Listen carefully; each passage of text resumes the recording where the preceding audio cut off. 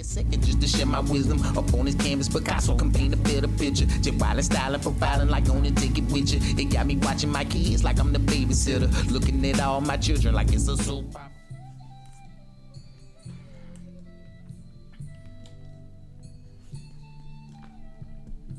Hey, Nat. How's everybody doing out there? Peace and love to all y'all. Hope all is well and whatever that you seek finds you the same. And we back again with another video, part 2 of the copper-colored peoples of the Mid-South. In today's video, we're gonna go into where we left off in modern day Arkansas, honing in on Phillips County, my hometown, here in the Mid-South Delta. And we're going to go into examining the autochthonous Aboriginal tribes of North America that were there, before the French showed up and saw indigenous Native Americans. And I'm going to show what was the big deal, in the prejudice and the, itemizing and categorizing, these Indian peoples, splitting them up from one another just based on light and darkness. It's a whole, reason for their prejudice. Like, they wasn't doing it just to, isolate black people or dark people from lighter or close to white people. It was to cover the ground of the conquest that they was doing, spiritually, mentally, and physically. Like, it's very tactical. So in today's video, we're going to go over what kind of Indians were in Arkansas when the Europeans first crossed west of the Mississippi. Like, what kind were they? Like, all those unknown tribes that people never heard of, what type of Indians were they? From that map of Arkansas in the 1500s or before the 1500s, that the explorers claimed that were predominant in that area when they got there, and what did they believe in, and how was it practiced? What nation were they a part of and represent, and what happened to them after they were discovered? So let's look into the first question. What kind of Indians were in Arkansas when the Europeans first crossed west of the Mississippi? And I told you that west, I have a book here. This map is out of this book, History of the United States, by J.C. Ridpath. I actually have this book here. And this is a map that was in this book of Aboriginal America when the first settlers and colonists got here and mapped it out and sectioned it out. Now, there are other maps, I'm just using this one as a reference, but there are clearly other maps that show, different time frames or different expansions of dominion of these tribes. But this is pretty much a good relevant source from this book. And so when we looking at the question, what kind of Indians were in Arkansas when the Europeans first crossed west of the Mississippi, we can just zoom into this map here and look at the state that's what is now Arkansas. Now,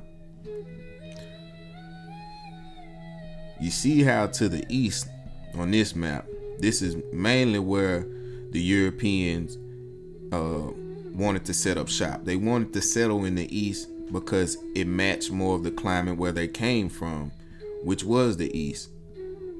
So they mainly wanted all of this territory.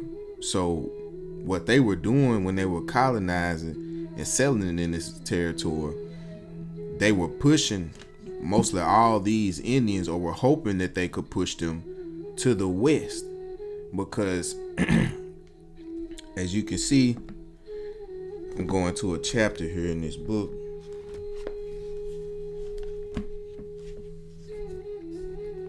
Okay.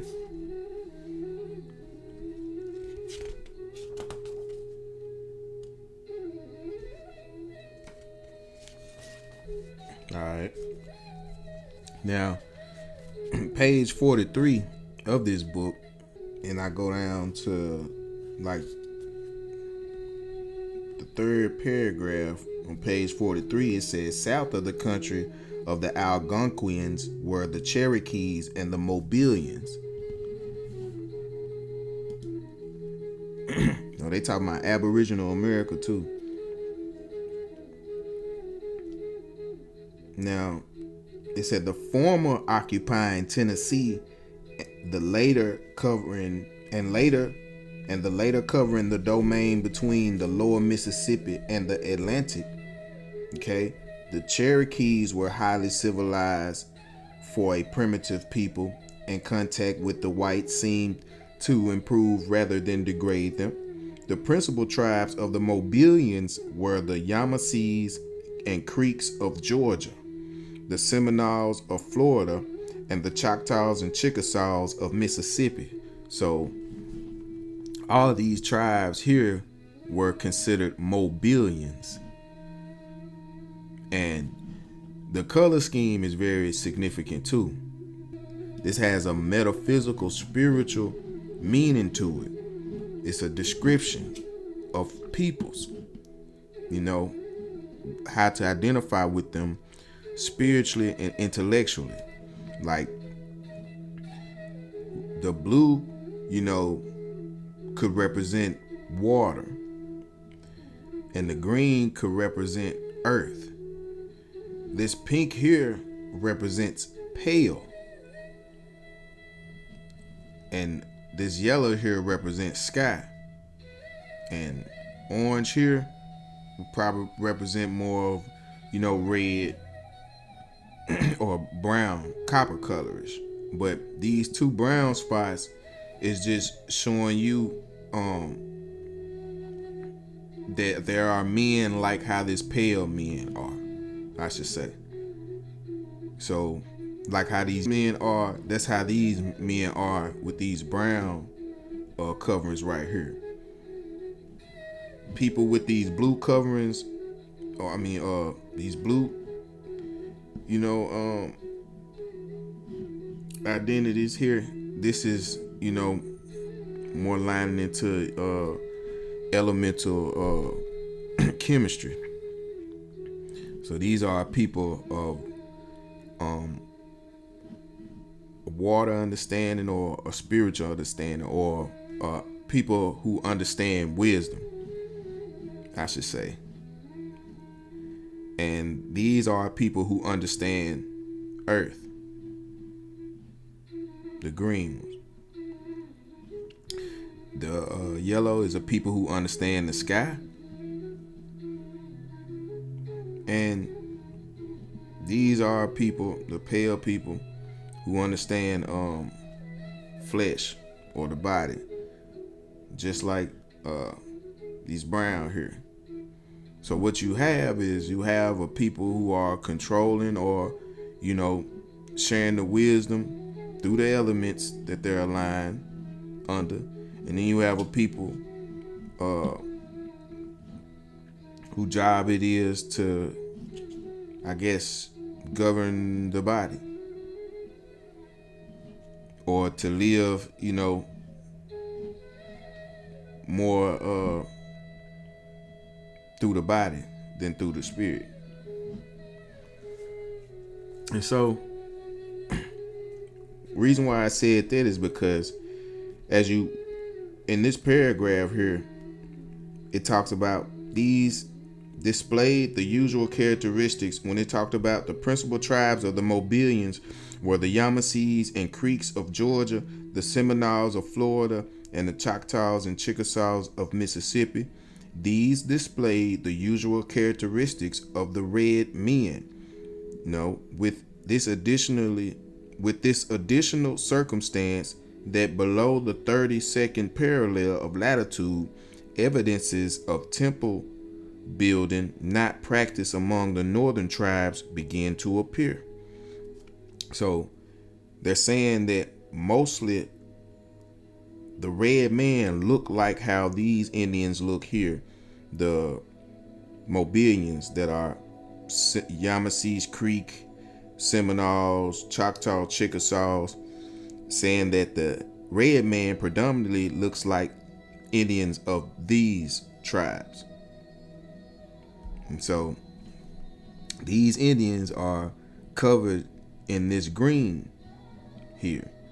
That means that they have, they know more or are more connected with the earth. These are, earth tribes or people of the earth, children of the earth. And this the territory they wanted. So you got your 5 civilized tribes. They were civilized to the Europeans because this is, this the territory that they wanted.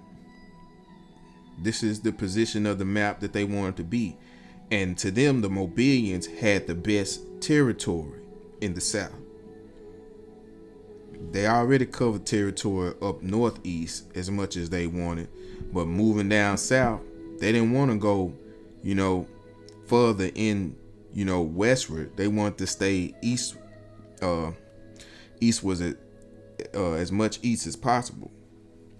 So the tribes that dominated this part of the region, southeast, they wanted to push them west so they can have this territory.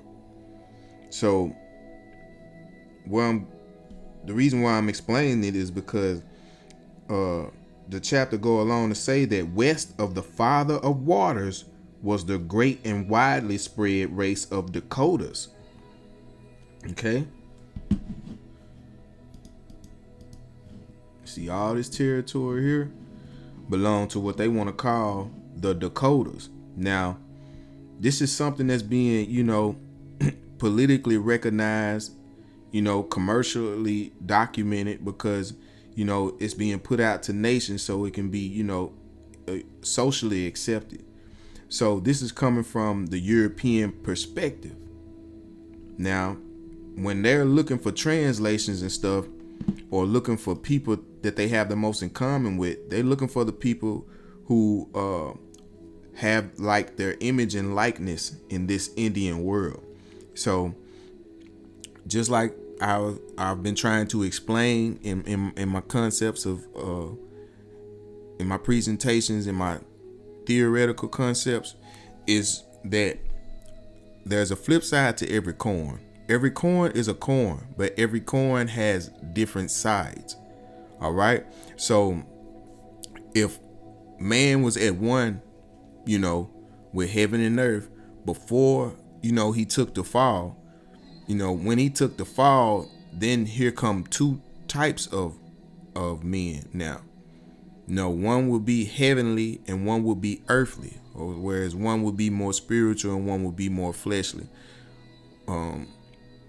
One would use his intuition more, and one would have to use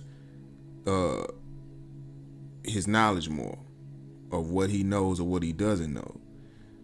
Now, that's, explaining, the different types of man. When you say man and mankind, well, mankind come from man making an extension of itself, exploring the possibilities within the nature of things, or exploring the possibilities within the nature of their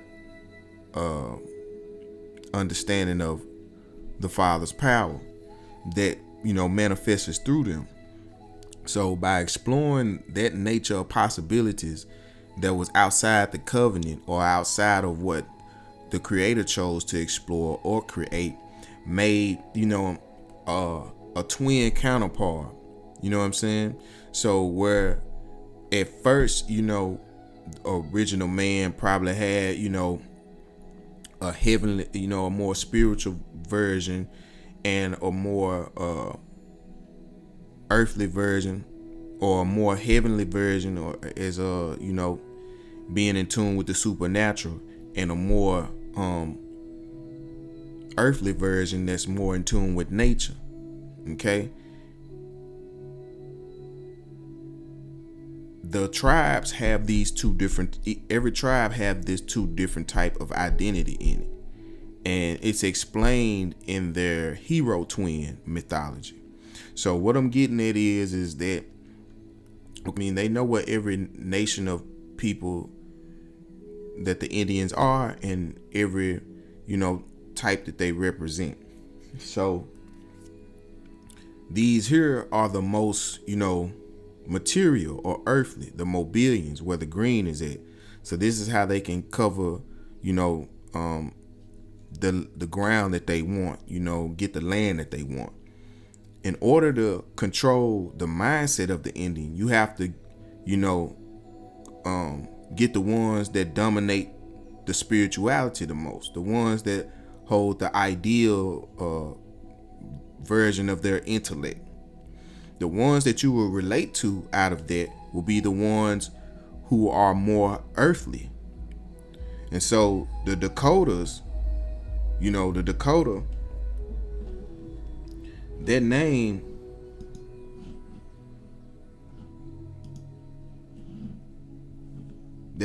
means Sioux. Okay? Dakota actually means Sioux, but Dakota is the version of the Sioux Indian that's more earthly, or more on the literal level that the foreigner can follow and understand. The metaphysical version of a Dakota is called Sioux. This is their natural capability and form of manifestation, but their counterpart is called Dakota. This is what makes them be split from Dakota to Lakota. Just like every other tribe, there is a split. There's a dualic version to them. It's like I said, it's a flip side to every coin. And this happened because of the fall. After exploring the desires of temptation and the limits within nature itself, perverting nature, exploiting nature, or seeing the possibilities, and the possibilities are endless within nature, as the woman is the physical embodiment of nature. You know what I'm saying? And like I said, the green apple is representing new things, or creative endless possibilities within the nature itself.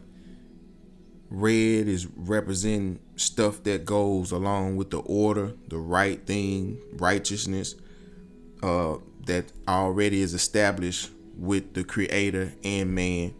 And the snake represents the nature of man's flesh, who see possibilities and who see light or energy, because the reptile, just like the predator, can see infrared by way of the sun's rays. So it can pick up sun rays, your flesh, and it sees by feeling vibration.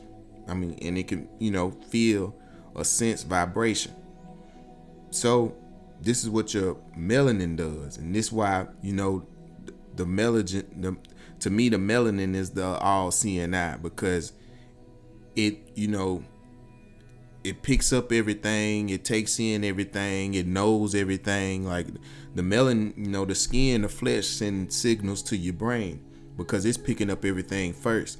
So spiritual people, or a tribal people, or people of nature, they know this already metaphysically. You know what I'm saying? They know that they're a spiritual being having a fleshly experience. So they try to discipline the flesh as much as possible, because they know the flesh is very powerful, basically almost all knowing and, you know what I'm saying, pretty powerful.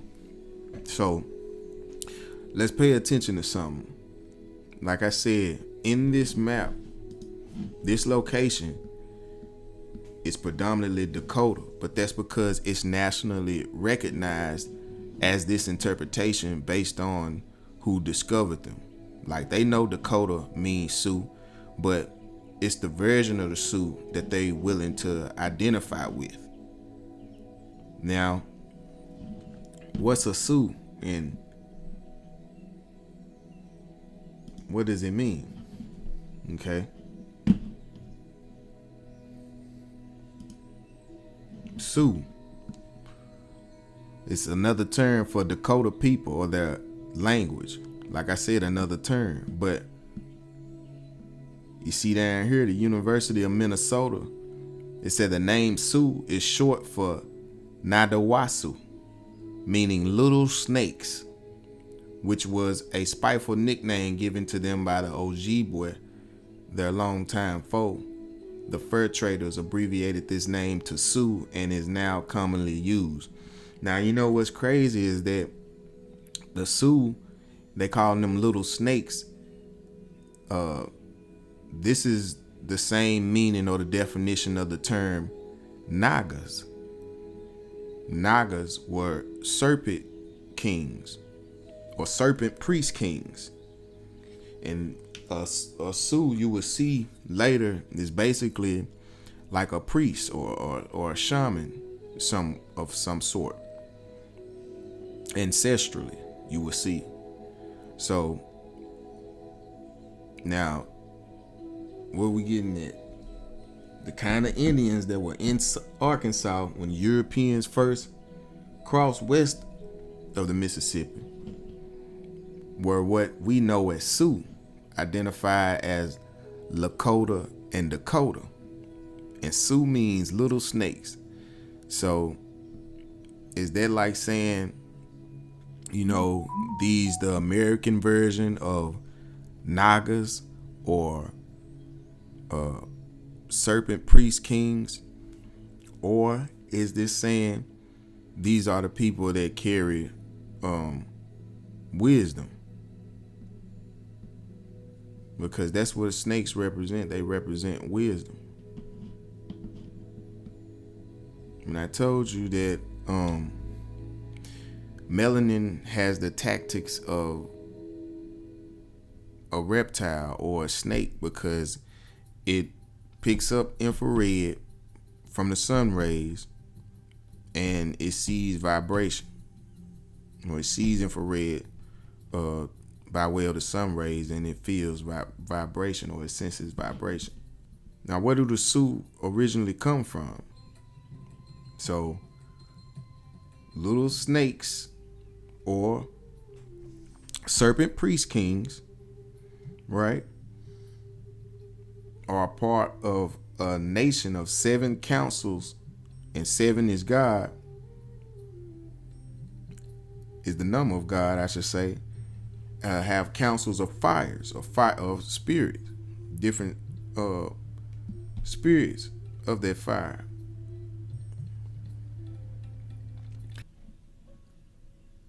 In etymology, they already split into 2 people, like I said. And what I was saying by, like, if the first people start off and they're already, you know, melanated or have a darker complexion, okay, once they make, okay, so once they start, the East and the West, once they start having children, you know, each tribe should spit out some lighter strand. It won't be as much as the darker strands that they progenerate, but they'll put out a lighter strand. Each one that puts out a lighter strand, you know, will put that lighter strand together or have them come together. And this will make them Lakota. This is what I believe.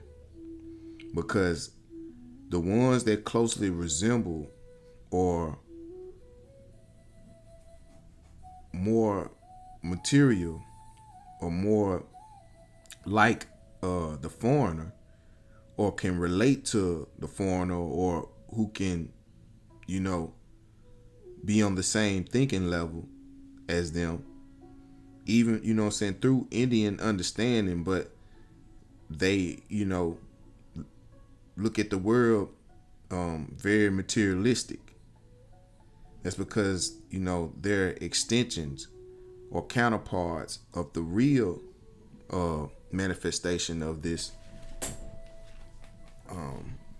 type of people.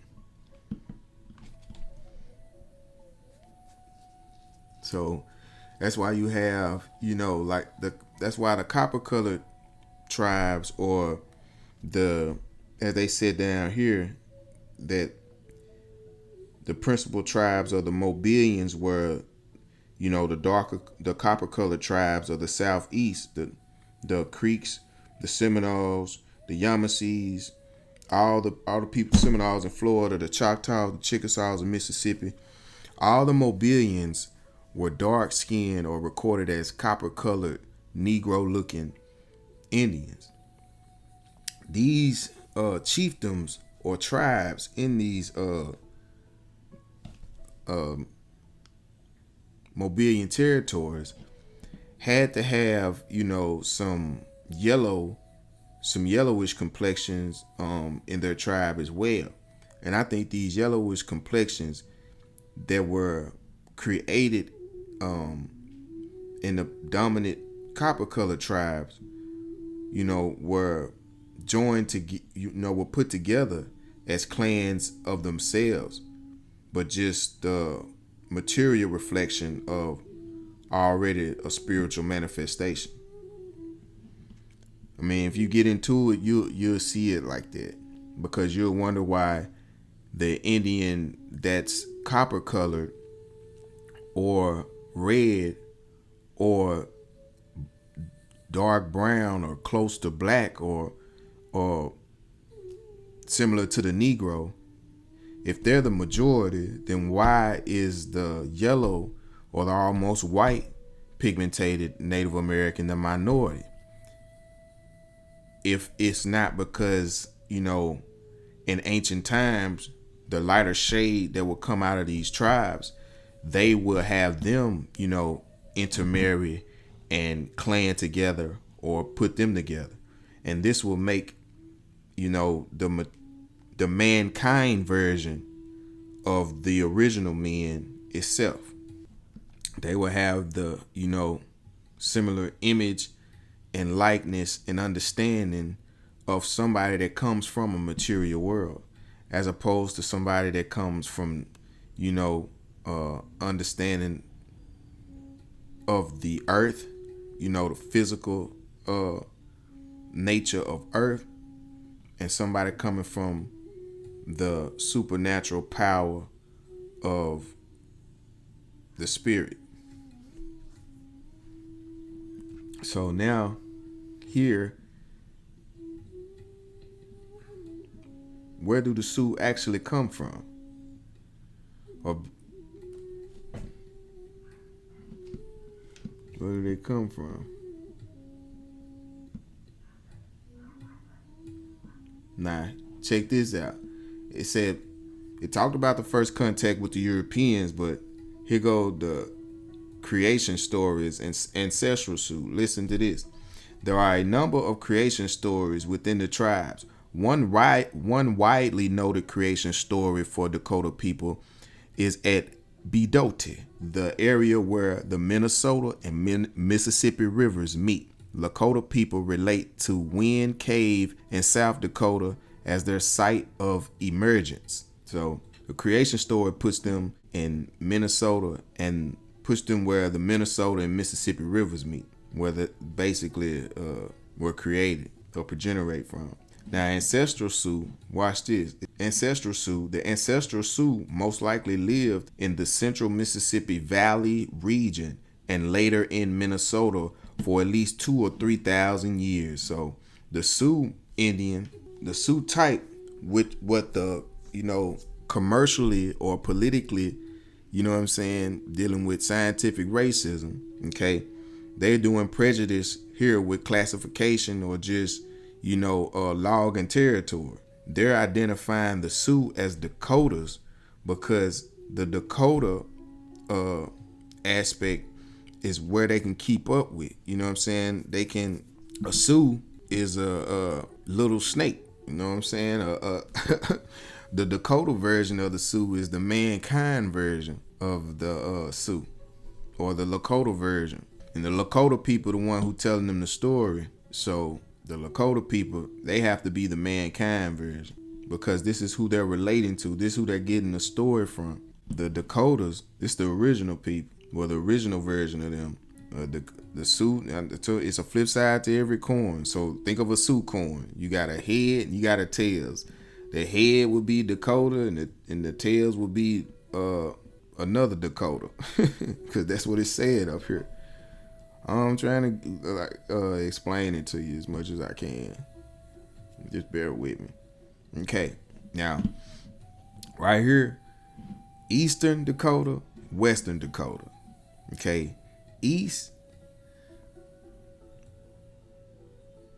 physical. West, metaphysical. East, know the earth. West, know the heavens. This here, this Lakota, this is a mankind version of these two put together. These two designed this mankind version of Lakota. Okay? These two will be like Cain and Abel after the fall. Okay, one is Abel, one is Cain. Eastern, the star rises in the east.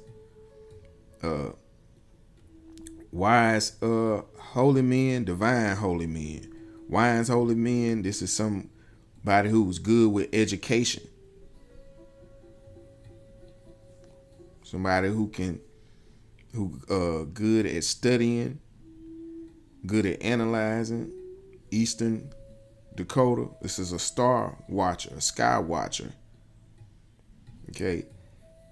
West, this is a divine entity, so to speak. This is a reincarnated ancestor or divine holy man. This is a wise holy man. Over here, divine holy man. This person is more metaphysically spiritual. This person is more physically spiritual. Each one have a lighter shade in the tribe. One may have a lighter shade man, one may have a lighter shade daughter. They put them together and call them Lakota. They will have less melanin, so they will be more literal. These the people who they get all the Indian stories from. They get the stories from the literal mankind version of these original people.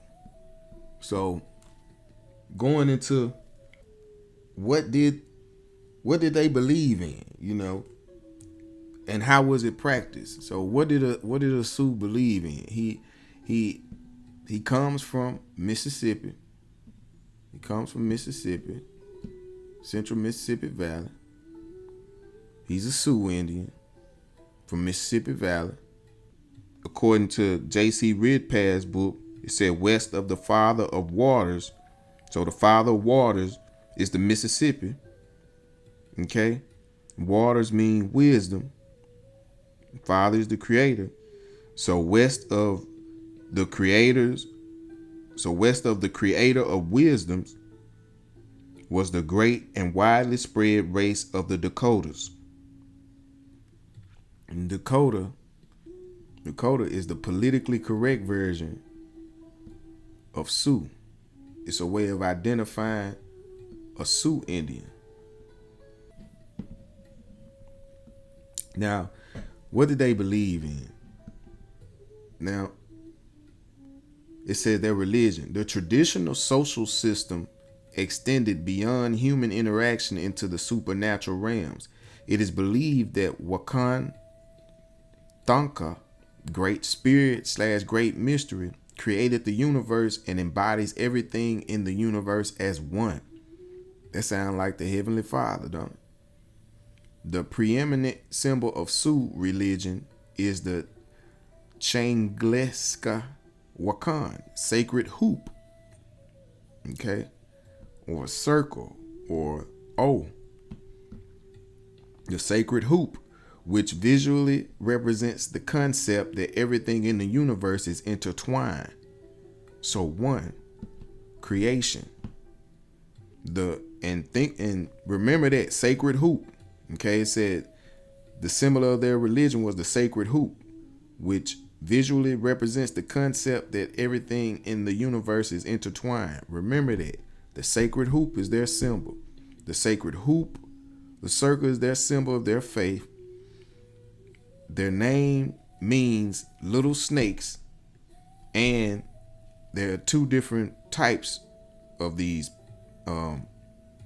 types of Indians. One is a more metaphysical, one is more physical. The Lakota is the literal extension of them two. All right, it said, now the creation stories of the Ochiti Sakowin describe how the various spirits were formed from Wakan Thanka. Black Elk describes the relationships with Wakan Thanka as we should understand. And Black Hawk, it was I guess he was a holy man, because it says here, this is a picture representing him. Yeah, he was a medicine man, a member of the Sans Arc. Sans Arc, that's fire. That's the symbol of the spirit. The arc is a symbol of the spirit. It's represented by the element of fire. He is most known for a series of 76 drawings that were later bound into a ledger book that depicts scenes of Lakota life and rituals. So he was a medicine man, like a materialistic version of a medicine man, or a mankind's version of the medicine man. The Dakotas, the two Dakotas, one from the west and one from the east, this is the original man. The Lakota is a mankind version of the original Sioux. Okay. Now it says, now watch how the Great Spirit, or Wakan Thanka, is very similar to the Father of the biblical Bible. We should understand well that all things are the works of the Great Spirit. We should know that He is within all things. The trees, the grass, the rivers, the mountains, and all the four-legged animals, and the winged peoples, angels. And even more important, we should understand that He is also above all things and peoples, omnipresent, supreme, almighty, the Most High. When we do understand all this deeply in our hearts, then we will fear and love and know the Great Spirit, and then we will be and act and live as He intends. Obedient. That sounds just like the Father. It sounds just like the Heavenly Father of the biblical Bible and of Judaic and Christian faith. Prayer is believed to invoke relationships with one's ancestors or spiritual world. And the Lakota word for prayer, Wacheki, or Woshek Kai, buffalo calf woman, or Woshek Kai means to call on for aid, to pray, and to claim relationship with. The primary cultural prophet, white buffalo calf woman, who came as an intermediary between Wakan Thanka and humankind to teach them how to be good relatives by introducing the seven sacred rites and the sacred pipe. The seven ceremonies are Inipi Purification Lodge, Crying for Vision, Sundance, Making of Relatives. That's one. Making of Relatives. And then they got that word Honka. Honka means earth. I know that for sure. Honka means earth. So making of peoples through your earth. This is these sacred rites of the ceremony. So they smoke, purify themselves in the lodge. That may mean take a sweat bath or of some sort. Crying for vision. So let's go. Crying for vision is probably like going on a designated journey or path to reach your full potential, or to discipline you from within. Sundance. And then after that, the making of relatives. Female puberty ceremony. So the making of relatives follows right behind the female puberty ceremony.